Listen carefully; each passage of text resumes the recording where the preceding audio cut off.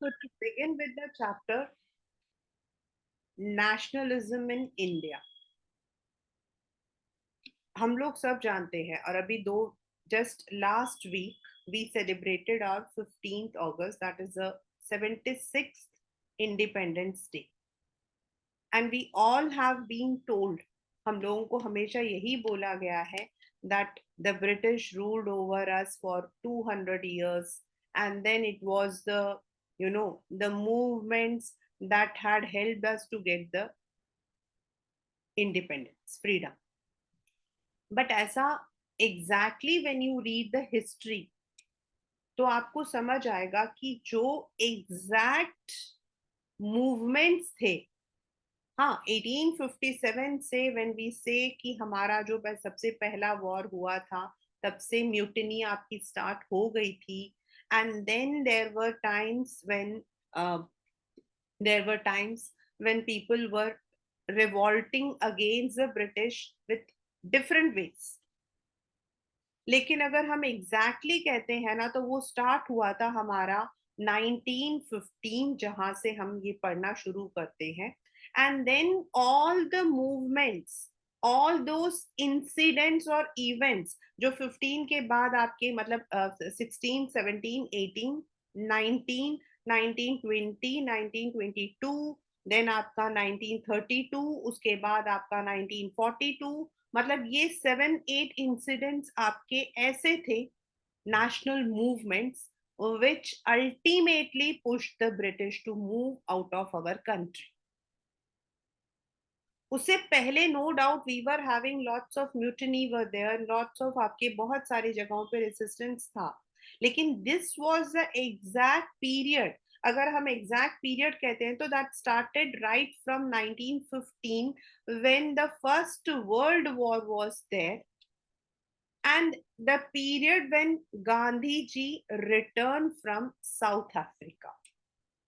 तो इस चैप्टर के अंदर we would be reading about the 3 satyagraha, 4th satyagraha against Rowlatt, the Jallianwala Bagh tragedy, the formation of the Muslim League and non cooperation movement, non cooperation movements के सारे असर, why it was taken back, then civil disobedience यानी कि salt march, then what were the drawbacks of all these movements, इस दौरान क्या हुआ, ultimately the quit India movement, and what happened कि the British had to drive from our country in 1946. मतलब 1945 में ही हमारा जो ब्रिटिश जो थे, they were starting to depart from here. लेकिन there were some other problems, like उस वक्त में हमारा जो मतलब कि जो मुस्लिम लीग था, they were demanding a separate Pakistan, and वो जो नेगोशिएशन था उसको होने में, टू नेशन थियोरी होने में थोड़ा टाइम लगा.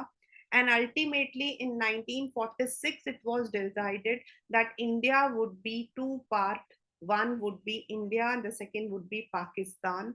फिर वो जो एरियाज जहां पर आपका पाकिस्तान जिसको बोला जाएगा उसको मार्क किया गया.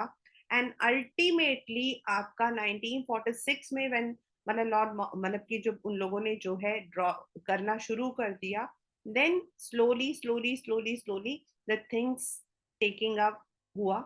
And 14th August at 11:30 Pakistan was formed, and at 12 we got the independence. That is why they celebrate their independence on 14th August and we celebrate it on 15th. Actual में उनका हम उसको मतलब personally तो मैं कहूंगी कि they did not have any independence. That is actually they are part of India only.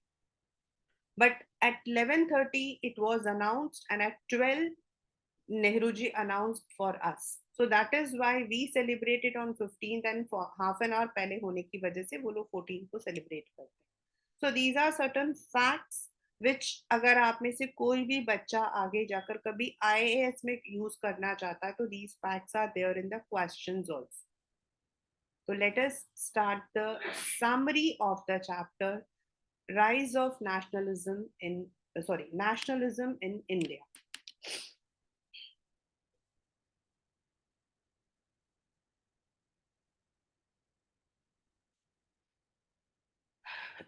You can see a timeline which is made on the paper. I have the timeline and I also have all the important figures. You can go through each one of them. Then I also have the entire what you call, इसी timeline को मैंने आगे जाकर जो है वो भी किया है, elaborate किया. तो let us start. Now as we all know, 1913 से लेके 1918 was the period of First World War. आपके पेपर में जो क्वेश्चन आता है वो आता है कि वर्ल्ड वॉर वन का व्हाट वाज द, मतलब कि व्हाट वर द इम्पैक्ट्स. तो वर्ल्ड वॉर वन जब हुआ तो definitely there were three things. One, prices जो आपके नॉर्मल चीजों के थे वो बढ़ गए, inflation. Secondly, there was mass unemployment. And in the village, आपके बुक में राइट साइड में नीचे दिया है, and this has come in the what you call as the MCQs. In the village there were forced recruitment. Now what is the meaning of forced recruitment? उस जमाने में जो है, आजकल क्या होता है, if you want to enter into the मतलब कि आर्मी और मतलब अभी भी ऐसा होता है, बट मतलब अभी for the past few years it has never been there. but normally पहले क्या होता था, जब भी वॉर होता था तो उस वक्त में भर्ती हो जाते थे. मतलब it was, मतलब कि they were given the open कि anyone who wants to enter into the army. लेकिन वर्ल्ड वॉर में फोर्स करके जो आपके रूरल एरियाज में लोग थे उनको फोर्सफुली उनको आर्मी में भर्ती किया जा रहा था, वेदर दे लाइक्ड और नॉट. ये आपके पेपर में आया हुआ क्वेश्चन है कई बार. Now that was a period when Mahatma Gandhi return back from South Africa, and there उस उनका जो है उनके साथ में वहां पर जो है he had already encountered the apartheid. उनके साथ में बर्ताव हुआ था कि वहां पर उनको एक रेलगाड़ी से नीचे उतार दिया गया था because he was black. So he had advocated that, मतलब उन्होंने उसके अगेंस्ट एडवोकेट किया था. But what he had advocated was he did not fight with the system, but he had taken the help of Satyagraha. The next question which comes from this exam, मतलब this paper is कि what is सत्याग्रह. मतलब ये 1 marks के question जो आए हुए हैं. तो सत्याग्रह मतलब सत्य के लिए आग्रह, means fight for the truth but without violence, ahimsa. उन्होंने सत्याग्रह के साथ में जोड़ा था ahimsa. There should be no violence included. तो जब वो यहाँ पर आए तो व्हाट हैपेंड इज, उन्होंने देखा कि इंडिया के अंदर जगह जगह पर the British were suppressing the Indians. The Indians were very much scared of the British rule. even they were not able to speak up against the injustice. तो उन्होंने जो है इस बात को लिया. ये जो आपका मतलब कि सत्याग्रह है ना, इसके ऊपर आपके 12th में चैप्टर भी है in English. Now he organized satyagraha at 3 places, मतलब अगले अगले साल. अगर हम लोग कहीं पर देखते हैं तो normally in Champaran it is written 1917, but in your book it is given 16, 17 and 18. और ये आपके मैप का भी क्वेश्चन है class 10. The satyagraha for indigo planters, the satyagraha for the मतलब कि mill workers, and the satyagraha for against revenue tax. This is also a question of map. तो उन्होंने जो है सत्याग्रह ऑर्गेनाइज किया. The first satyagraha he organized was at Champaran, Bihar. और इसकी पूरी एक स्टोरी है कि वहां पर जो इंडिगो, इंडिगो होता है आपका नील, जो हम कपड़ों पे लगाते हैं ना नील, वो रॉबिन जो हम इंग्लिश में बोलते हैं, हमारे घरों में वो ब्लू कलर का होता है, उजाला, 4 बूंदों वाला. तो इंडिगो एक्चुअल में एक प्लांट होता है जिसका जो मतलब कि जूस होता है that's use for the blue. तो वहां पर द ये जो प्लांटर्स होते थे, जो ब्रिटिश प्लांटर्स, ये लोग क्या करते थे, इंडियन गरीब जो पीजेंट्स होते हैं उनको जो है जबरदस्ती फोर्सफुली उनसे पैसा लेकर उनको ये अपना लैंड जो है they would give on rent. But जब उनको पता लगा that Indigo can be produced in the laboratory also, तो उन्होंने इनको इनके जो जो जमीन इनको दिया हुआ था फॉर द रेंट सब ले लिया और बोला कि if you don't want to work as slave then you have to give us money. मतलब दोनों तरफ से they were suppressing the indigo planters. तब गांधी जी ने वहां पर चंपारण में जो है सत्याग्रह मतलब कि ऑर्गेनाइज किया था। This I am not going to explain. If you want you can read the chapter indigo in class 12th chapter में है। सेकेंड सत्याग्रह जो उन्होंने किया था that was in Kheda. Now Kheda and Ahmedabad दोनों आपका उसमें गुजरात में है। They are all map questions and that was against the revenue tax, क्योंकि बहुत ज्यादा प्राइजेस ज्यादा हो रहे थे। The farmers were not able to give the taxes, लेकिन ब्रिटिश उनको जबरदस्ती कर रहे थे। And the third satyagraha he organized was in Ahmedabad for the mill workers for their salaries. अब जब उन्होंने ये तीन सत्याग्रह ऑर्गेनाइज किया, 15 में आपका वर्ल्ड वॉर, 16, 17, 18 सत्याग्रह, तो ब्रिटिश को गुस्सा आ गया।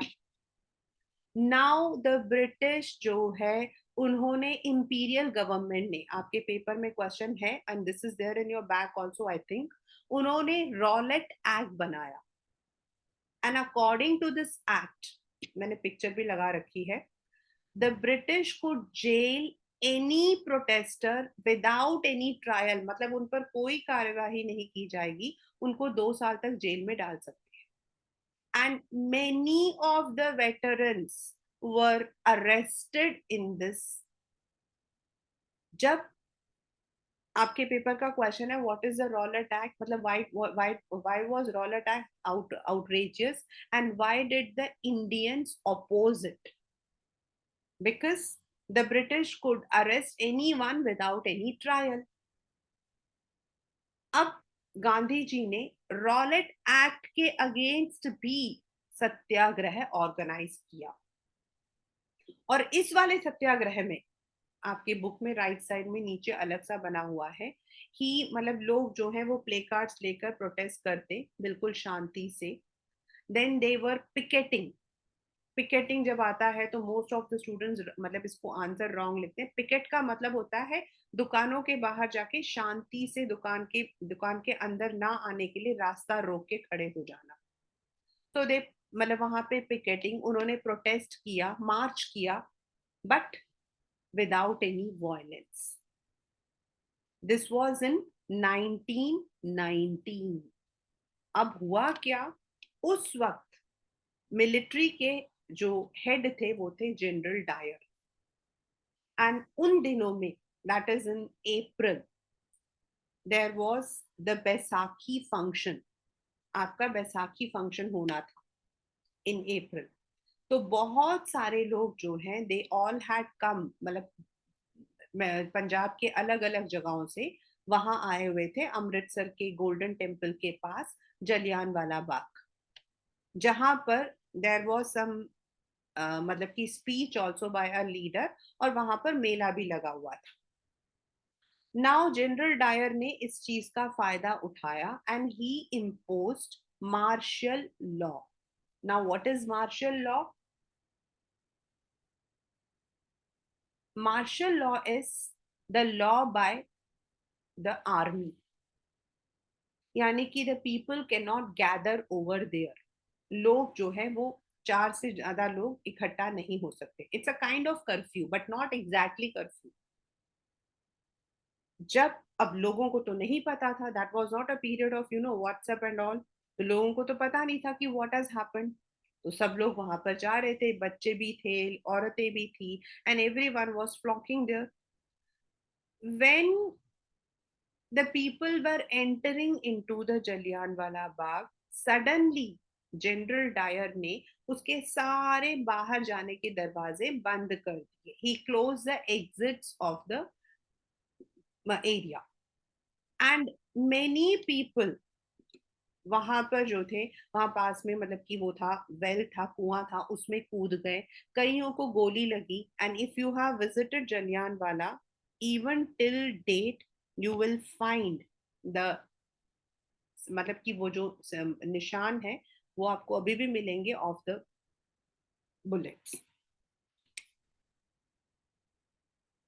तो this was how Jallianwala Bagh massacre happened,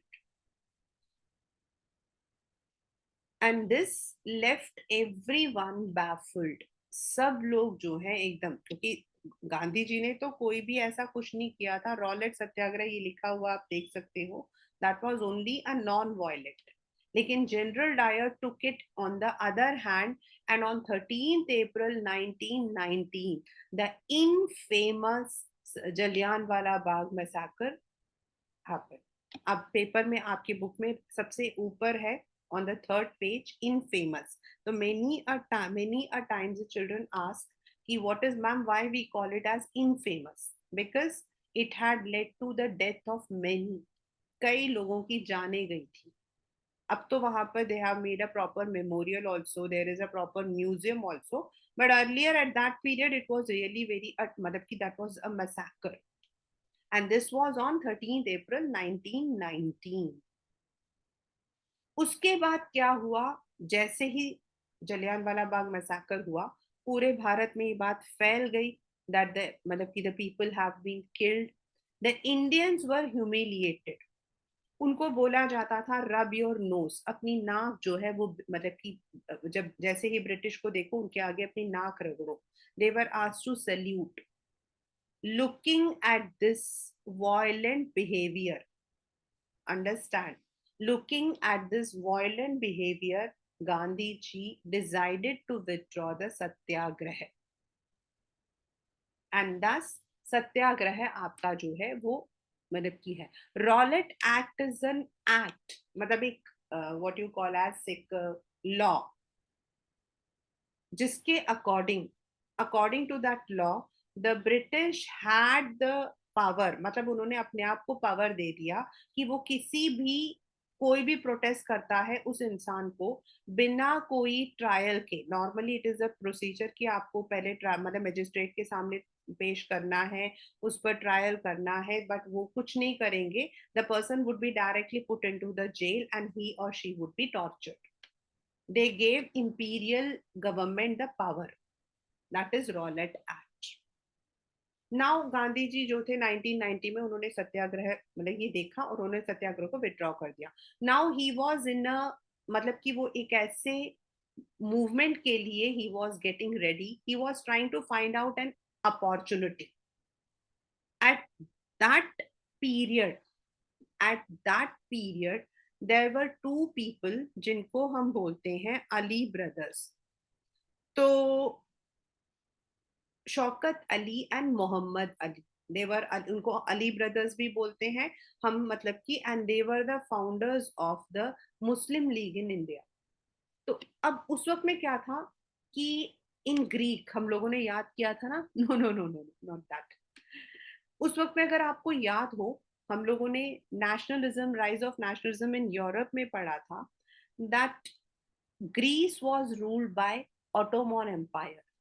और जो ऑटोमन एम्पायर के जो रूलर थे, टर्किश रूलर, जिनका नाम था खलीफा, ही वॉज द ऑटोमन सुल्तान, और उनको स्पिरिचुअल गुरु भी बोला जाता था, मतलब वो मुसलमान के स्पिरिचुअल गुरु थे, जो उनका नाम था खलीफा। आपके पेपर में आया हुआ, ये भी वन मार्कर ही है। तो ही वॉज, मतलब कि उन उन एम्पायर को यूरोपियन पावर्स अटैक करने की कोशिश कर रहे थे, एंड उनको सपोर्ट करने के लिए, to support the khalifa, the entire Muslim population across the world was supporting. मतलब क्योंकि यूरोपियंस ऑटोमन एम्पायर पर जबरदस्ती कब्जा करने की कोशिश कर रहे थे, इसीलिए the entire Muslims across the world were, मतलब कि garnering their support for this. और इंडिया के अंदर ये चीज किया था अली ब्रदर्स ने, जिन्होंने मुस्लिम लीग बनाया था। अब गांधी जी ने देखा, और उसको हम बोलते हैं खिलाफत मूवमेंट। खिलाफत, खिलाफ। तो उन्होंने, गांधी जी ने देखा कि अगर Muslims can support across the world, तो अगर हम इंडियंस, हिंदूज एंड मुस्लिम्स मिल जाए, if we both together fight against the British, तो हो सकता है कि हम ब्रिटिश को यहां से ड्राइव कर सके। और इसके लिए वो मिले मोहम्मद अली एंड शौकत अली से। अब यहाँ पर आपके पेपर के अंदर जो है 3 अलग क्वेश्चंस आते हैं, जो एनसीएम को कब फॉर्म किया था, एनसीएम को कब अडॉप्ट किया था। तो सबसे पहले तो he met the Shaukat brothers, मतलब अली ब्रदर्स, और उन्होंने फॉर्म किया एनसीएम खिलाफत। NCM stands for Non-Cooperation Movement, which was from the Hindu side, and Khilafat was of the Muslims. And then they toured the entire India. ये जो non cooperation Khilafat movement है, इसको propose किया गया था इन सितंबर 1920 एट कोलकाता। इसको प्रपोज किया गया था, and it was adopted in December 1920 at Nagpur. ये आपका सिर्फ, this is only your question of map. This is only the question of map. सितंबर 1920 में इसको प्रपोज किया गया, फिर 2-3 महीने लगे, and ultimately it was adopted. And ये तय हुआ that in Hindus and Muslims दोनों मिलकर they would be protesting against the British. Now Gandhi ji के 3 स्टेप्स उन्होंने लिए।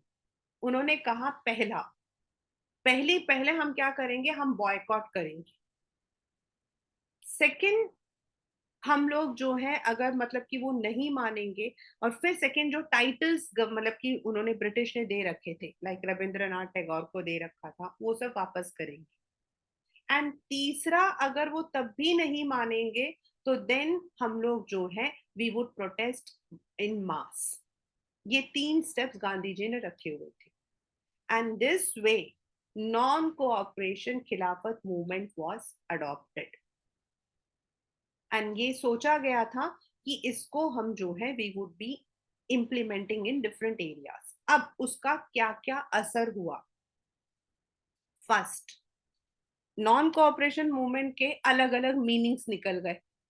सिटी वालों ने उसका अपना मीनिंग निकाला, रूरल एरिया वालों ने अपना मीनिंग निकाल लिया। जहां पर आपके प्लांटेशंस थे लाइक असम, वहां लोगों ने अपना मीनिंग निकाल लिया, और जो ट्राइबल एरिया था वहां पर लोगों ने अपना मीनिंग निकाल लिया। And that is why non cooperation movement was not that much successful. आपके पेपर में आता है व्हाट वर द ड्रॉबैक, मतलब कि what was the implementation of non cooperation in city, and why was it, मतलब कि withdrawn, why was it not successful. आपके paper में आता है, क्योंकि बैक में दिया हुआ है। अब सिटी में क्या हुआ कि लोगों ने, जब लोगों को सिटी में पता लगा, in cities like Lahore, Delhi वगैरह में, तो लोगों ने बॉयकॉट करना शुरू कर दिया। The teachers, the students left the university, the teachers left their jobs, the lawyers left the courts.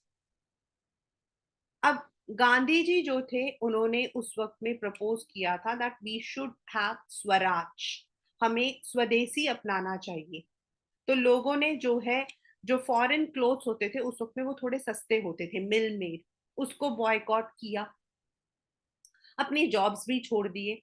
But problem क्या थी कि जब टीचर्स ने जॉब छोड़ा, उस वक्त में आपके ऐसे स्कूल्स नहीं होते थे, there were hardly any schools, we did not have this much of university, we had only 1 or 2।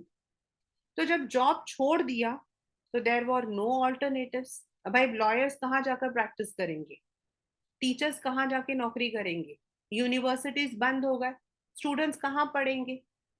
Secondly, मिल के जो क्लोथ्स होते थे दे वर चीप, लेकिन जो खादी था वो महंगा होता है। अभी भी अगर आप देखोगे ना, तो khadi is expensive because it's handmade. So there were no alternatives, और इसीलिए non cooperation slow down in cities. आपके पेपर का ही क्वेश्चन है, इट स्लो डाउन। फिर उसका इतना असर नहीं हुआ because there were no alternatives in the rural areas. Rural area में क्या हुआ? रूरल एरिया के अंदर जवाहरलाल नेहरू जी गए टू अवध, आज का जो अयोध्या टाइप है, अयोध्या वाला जो एरिया, वहां वहां पर वो मिले एक बहुत ही फेमस इंडेंचर्ड लेबर से। इंडेंचर का मतलब होता है जो जिसको जबरदस्ती मतलब कि काम करवाया जाता है। And he was living in Fiji island. He was living in Fiji. Fiji is in आपका इंडोनेशिया की तरफ। वो वहां से वापस आए थे और उनका नाम था बाबा रामचंद्र। उनका नाम था बाबा रामचंद्र। जवाहरलाल नेहरू बाबा रामचंद्र से मिले और उन्होंने वहां पर बनाया अवध किसान सभा। उन्होंने वहां पर बनाया अवध किसान सभा। एंड स्लोली वहां पर जितने भी आसपास के गांव के लोग थे, they became the member of this सभा। अब उनको भी नॉन कोऑपरेशन का मतलब बताया गया। अब उनके लिए नॉन कोऑपरेशन का मतलब पता है क्या था? उनको 3 डिमांड्स थी। पहला, वो जो जमींदारी सिस्टम है उसे अबॉलिश कर दिया जाए। दूसरा, उनको जो टैक्सेस देने थे वो माफ हो जाए। एंड तीसरा, उनको जो फोर्स्ड लेबर, उनसे जो बेगारी करवाई जाती थी, बेगारी मतलब बॉन्डेड लेबर, उसको हटा दिया जाए। उनके यही 3 डिमांड्स थे। फर्स्ट डिमांड वाज मतलब कि zamindari system abolish, second was to मतलब कि forgive the taxes, and third was to abolish the bonded labour. तो उनको बस उनको ये लगता था कि अगर वो नॉन कोऑपरेशन में हिस्सा लेंगे तो उन्हें इन तीनों चीजों से छुटकारा मिल जाएगा। उनको नॉन कोऑपरेशन का मतलब इंडिया के लिए आजादी का मतलब नहीं पता। सो व्हेन दे मतलब कि उन लोगों ने पार्टिसिपेट तो किया but they became very violent. वो गांधी जी का नाम लेकर लूटपाट करते और इसी वजह से गांधी जी ने उन लोगों को सपोर्ट करने से मना कर दिया। Because Gandhi ji principle was satyagraha ahimsa. तो रूरल एरिया में भी नॉन कोऑपरेशन का कोई फायदा नहीं हुआ। I repeat, for the town, in the towns people boycotted the jobs. उन्होंने अपने जॉब्स छोड़ दिए गवर्नमेंट की। उन्होंने स्कूल्स छोड़ दिए, बच्चों ने यूनिवर्सिटीज छोड़ दिए, लोगों ने खादी पहनना शुरू कर दिया। लेकिन प्रॉब्लम क्या थी कि अगर lawyers if they are leaving their courts, अगर बच्चे यूनिवर्सिटी छोड़ देते हैं तो देयर वर नो ऑल्टरनेटिव्स। तो देयर वाज नथिंग जो उनके लिए कुछ था। इसीलिए it slowed down. Now city में भी उसका कोई फायदा नहीं हुआ, रूरल एरियाज में भी कोई फायदा नहीं हुआ। Now came the plantation. Plantation मतलब कुछ लोगों को जबरदस्ती जबरदस्ती under the inland immigration act, the British had ported them to Assam and the plantation areas। मतलब वहां पर उनके शर्त क्या थी? वो लोग अपने घर नहीं जा सकते थे, वो अपनी फैमिली से नहीं मिल सकते थे। उनको उसी एरिया में, असम और वो जो एरिया है जहां प्लांटेशन है, वहीं पर रहना होगा। They could not even go back to their villages. अब इनलैंड इमिग्रेशन एक्ट जो है, that was again an oppressing act on the people. ये जो ट्राइबल्स थे ना, उनको जबरदस्ती क्रिमिनल ट्राइब बनाकर इन लोगों को वहां पर उठाकर लेकर चले गए। And they were not allowed to move out of that place. उनको वहां पर बंद मतलब कि कन्फाइन करके बंदी बनाकर रखा जाता। They had to work in the plantation. उनको वहां प्लांटेशन में जबरदस्ती काम करना होता। सो जब उन लोगों ने नॉन कॉपरेशन का मतलब उनको समझ आया, तो उनको लगा कि उनको इनलैंड इमिग्रेशन एक्ट से छुटकारा मिल जाएगा। मतलब now they would be able to go back to their villages, they would be happy to मतलब कि मीट देयर फैमिलीज। उनको ये लगा और वो बड़े खुश हो गए। And they all participated in the non cooperation movement. अब उस दिन क्या हुआ? जिस दिन मतलब ये हुआ, उस दिन there was a strike. Railway का भी स्ट्राइक था और स्टीमर का भी स्ट्राइक था। रेलवेज का भी स्ट्राइक था और स्टीमर का भी स्ट्राइक था। तो जब वो लोग नीचे उतर के वहां से आने वाले थे, क्योंकि उनको लगा कि अब उनको छुटकारा मिल गया है, so when they were coming down तो there was no steamer available जिसके थ्रू वो लोग जा सकते थे, and there was no railways. तो वो सब रोड में ऐसे ही लेटे हुए थे।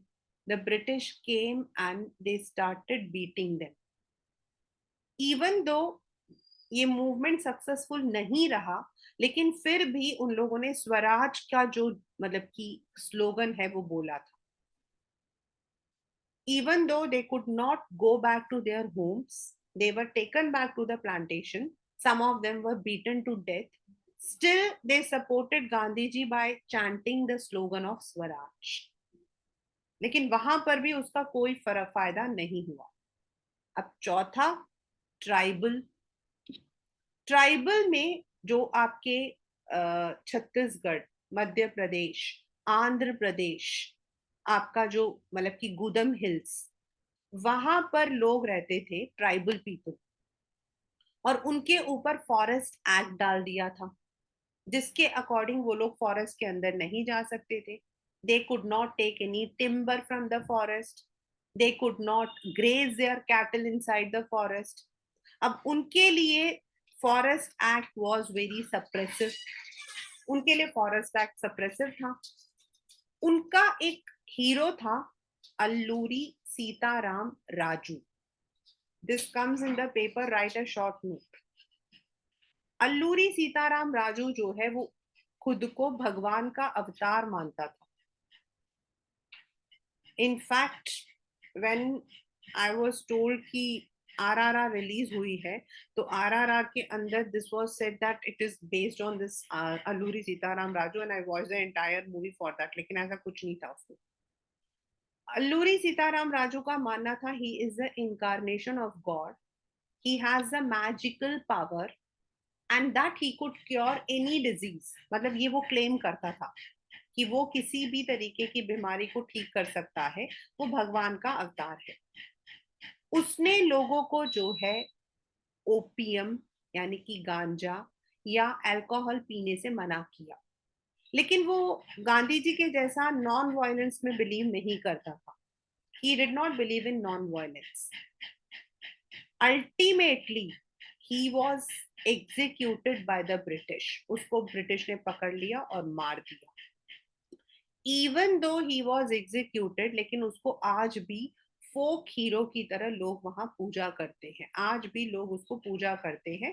That is Alluri Sitaram Raju.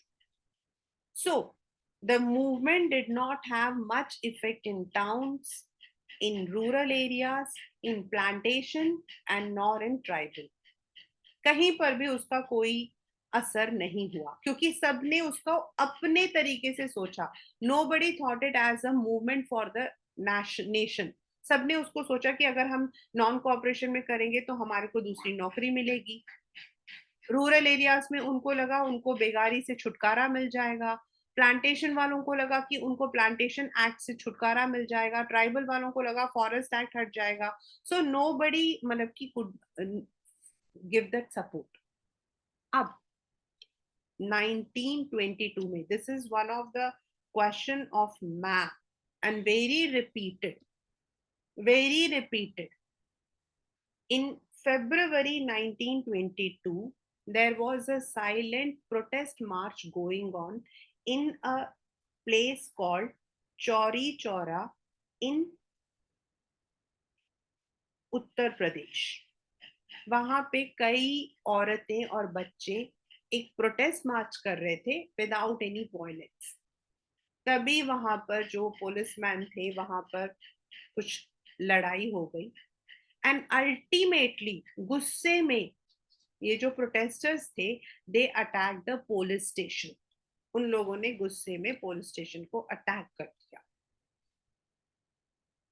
And event this incident led to extreme violence. पूरे देश में वायलेंस छिड़ गया।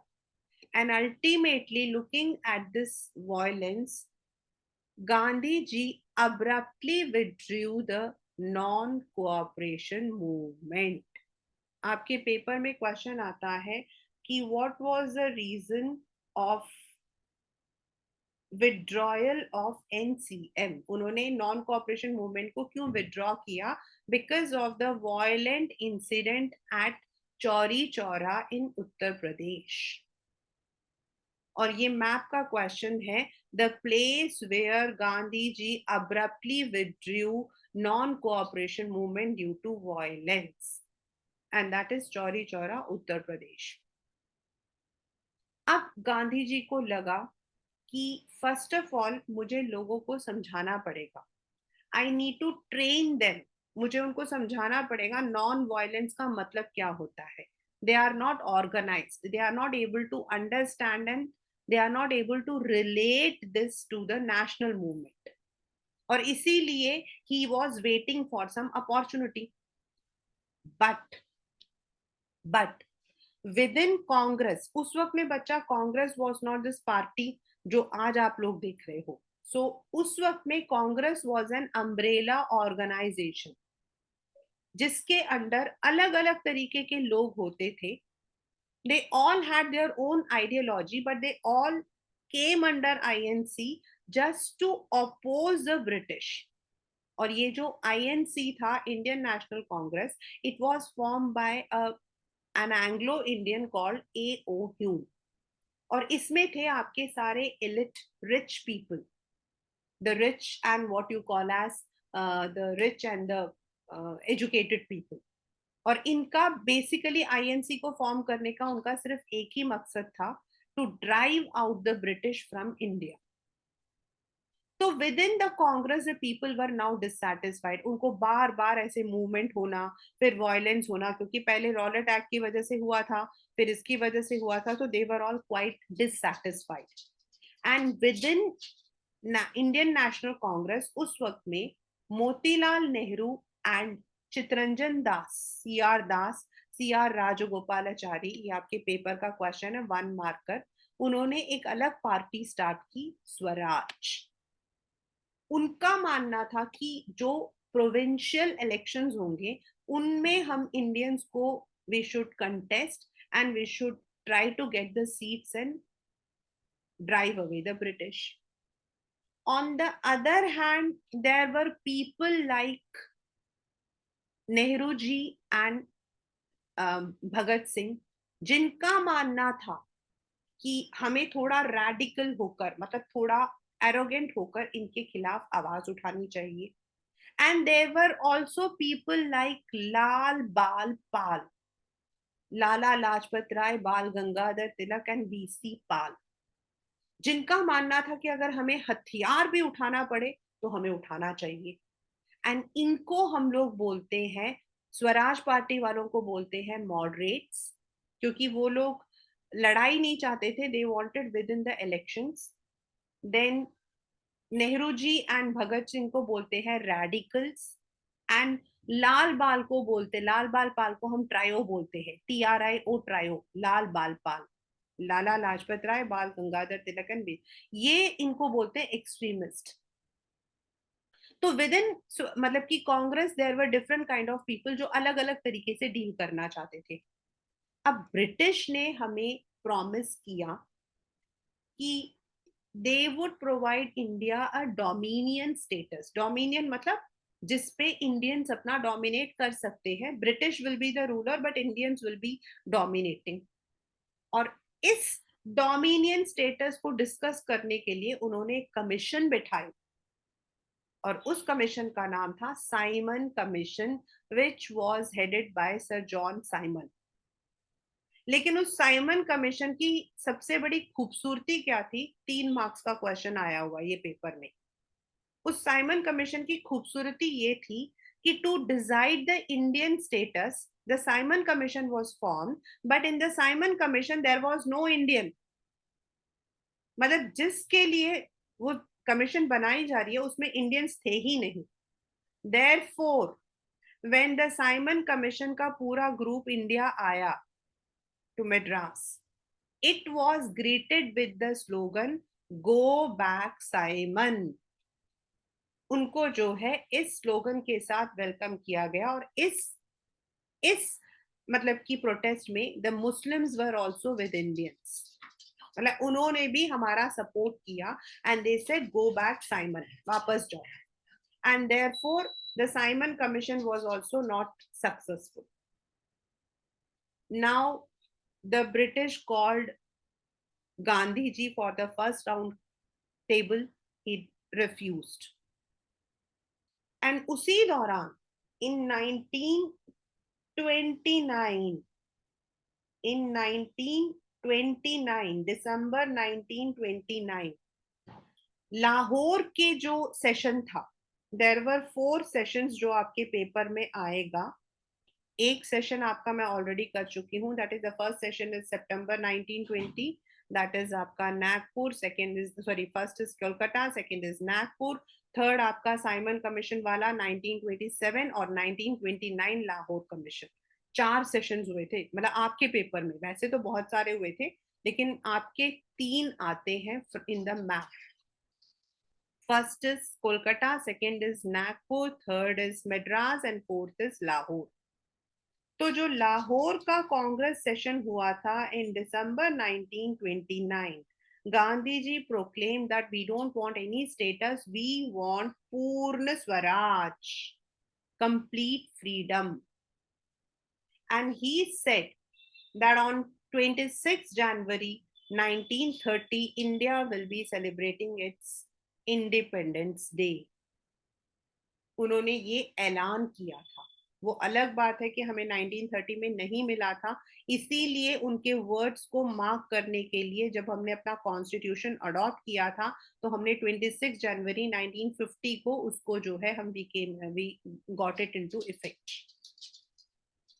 So he declared that now we don't want any मतलब की dominion status, we want complete swaraj. So this was how things happened. अब जब उन्होंने देखा ब्रिटिश ने that the Indians were becoming very violent, तो उन्होंने क्या किया, Jawaharlal Nehru and such leaders जो भी थे जो गांधी जी को सपोर्ट कर रहे थे उन सबको अरेस्ट कर लिया.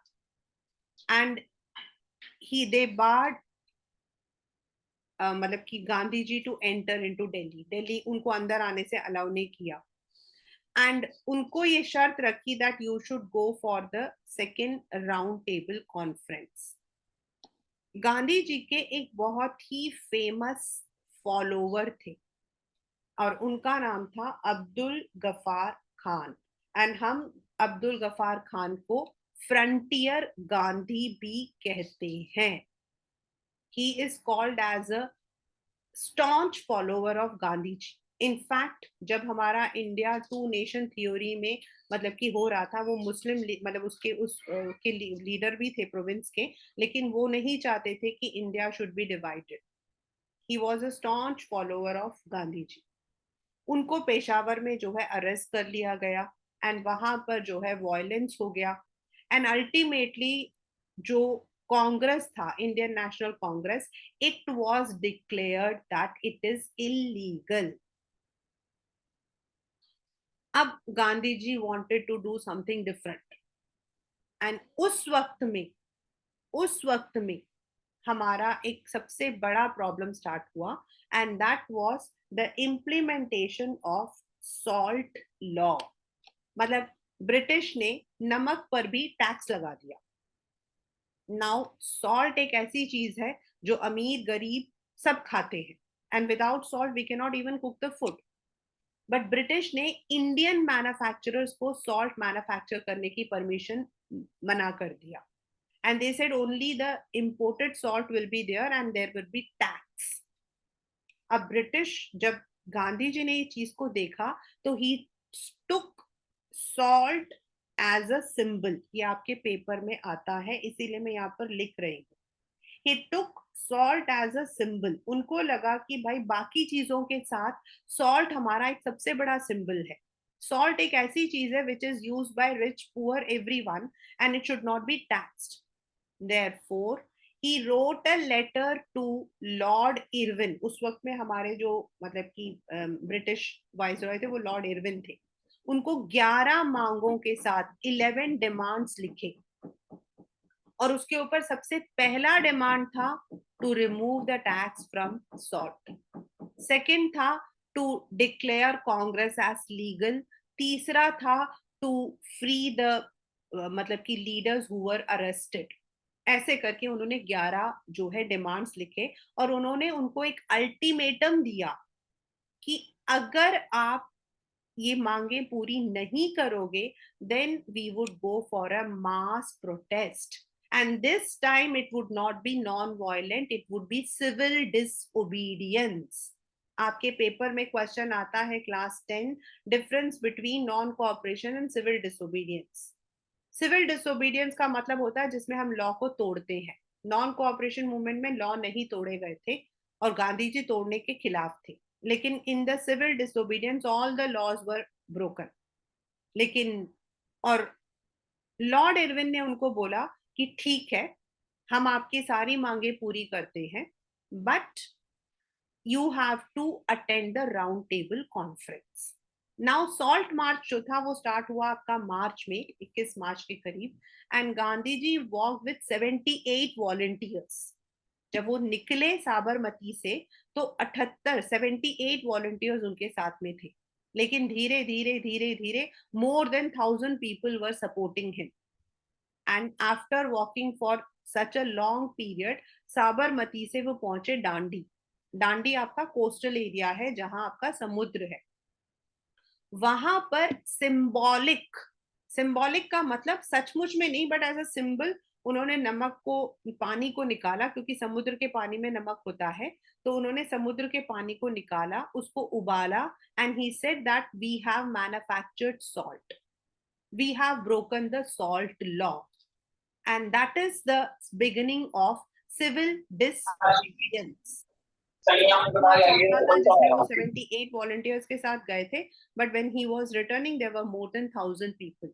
ही वेंट टू डांडी, वहां पर उन्होंने जो है मतलब कि सिंबॉलिकली पानी को उबालकर he said we have manufactured, और उसके बाद across India the Indian manufacturers started manufacturing the salt. उन्होंने सॉल्ट लॉ को तोड़ा, फॉरेस्ट में फॉरेस्ट लॉ को तोड़ा गया, प्लांटेशन में प्लांटेशन लॉ को तोड़ा गया, and all over there was civil disobedience. Looking at this round, मतलब कि ब्रिटिश ने उनके साथ वो उसका नाम क्या, पैक्ट साइन किया, lord Irwin, Gandhi Irwin pact, Gandhi Irwin pact, जिसके अकॉर्डिंग उन्होंने प्रॉमिस किया कि अगर Gandhi ji round table conference attend करने लंदन जाएंगे तो उनकी सारी मांगे पूरी हो जाएंगी। गांधी जी ने साइन किया, वो लंदन पहुंचे, लेकिन वहां पर उनका झगड़ा अंबेडकर जी के साथ हो गया, because Ambedkar ji was demanding a separate electorate for the Muslims, sorry for the schedule caste, sorry. उन्होंने एक एसोसिएशन बनाया था, डिप्रेस्ड क्लास एसोसिएशन, जिसको हम शेड्यूल कास्ट बोलते हैं, और उनका मानना था कि पूरा एरिया सिर्फ उनको दे दो। गांधी जी का मानना था कि we should not divide ourselves, इस वक्त में हमें यूनाइटेड होना चाहिए। लेकिन ब्रिटिश जो है वो डिवाइड एंड रूल में विश्वास करते थे, तो गांधी जी को सपोर्ट किया, जिसकी वजह से round table conference was a failure.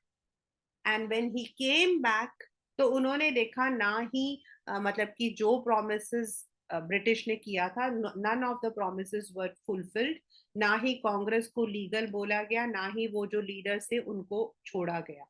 Therefore, he decided to launch civil disobedience once again, लेकिन इस वक्त लोगों ने उनका सपोर्ट नहीं किया। Now why? Why? Okay, Aditya. Reason is, for the rich, they wanted to participate, लेकिन वो पुअर को अपने साथ नहीं रखना चाहते थे। इंडस्ट्रियलिस्ट जो है उनको जो है देवर फीलिंग कि भाई बार बार ऐसे मतलब कि मूवमेंट की वजह से उनका बिजनेस जो है वो इफेक्ट हो रहा है। उन्होंने अपने ऑर्गेनाइजेशंस बनाए थे, उनको था दैट दे शुड बी उनको था कि द इंडस्ट्रियलिस्ट वांटेड कि they should be given the rupee sterling का जो एक्सपोर्ट इंपोर्ट का जो पॉलिसी है उसे ईज कर दे, and they did not want the poor workers to be with them. Women participate कर रही थी, लेकिन विमेन के जो पार्टिसिपेशन है उसको ना तो गांधी जी बहुत ज्यादा सपोर्ट करते थे ना ही कांग्रेस। उनका मानना था women should participate but they should not demand any, मतलब कि अपने लिए कोई सब्जेक्ट उनको डिमांड नहीं करना चाहिए। So there were different strands, even though civil disobedience में विमेन ने भी पार्टिसिपेट किया, जो रिच विमेन थी from the higher class, they even went to the jail also, लेकिन फिर भी उनका पार्टिसिपेशन इतना ज्यादा मतलब कि इंपॉर्टेंस नहीं ला रहा था।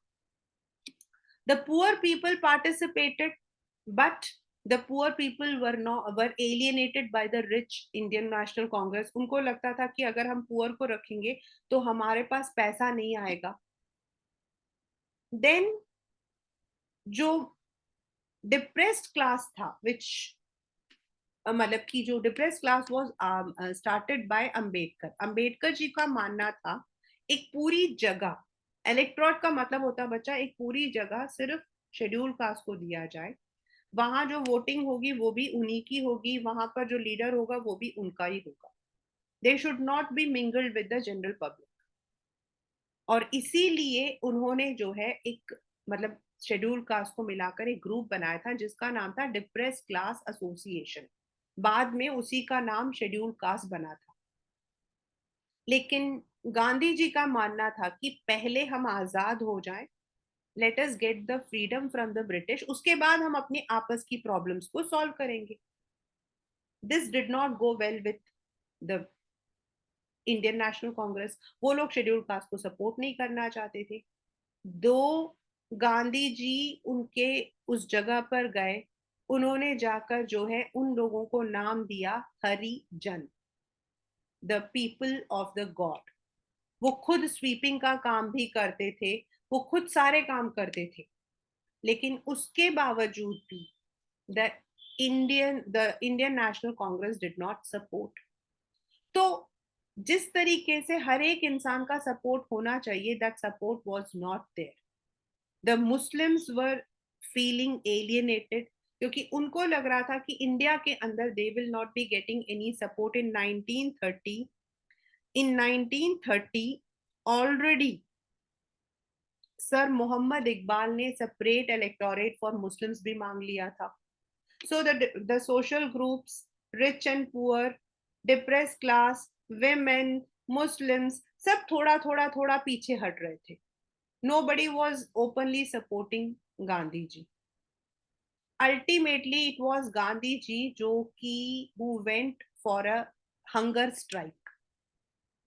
अंबेडकर जी को मनाने के लिए वो भूख हड़ताल पर चले गए, and ultimately the Poona pact was signed in 1932, जिसमें गांधी जी ने प्रॉमिस किया कि जब इंडिया आजाद हो जाएगा तो these people will be getting the reservation also proper. तब थोड़ा बहुत जो है अंबेडकर जी ने गांधी जी को सपोर्ट किया था। तो this was how there were so many strands. Ultimately later on quit India movement start हुआ इन 42, जिसमें सब ने हिस्सा लिया, चाहे वो मतलब मुस्लिम्स थे, चाहे वो डिप्रेस क्लास थे, चाहे वो जनरल पब्लिक थे, एवरीवन।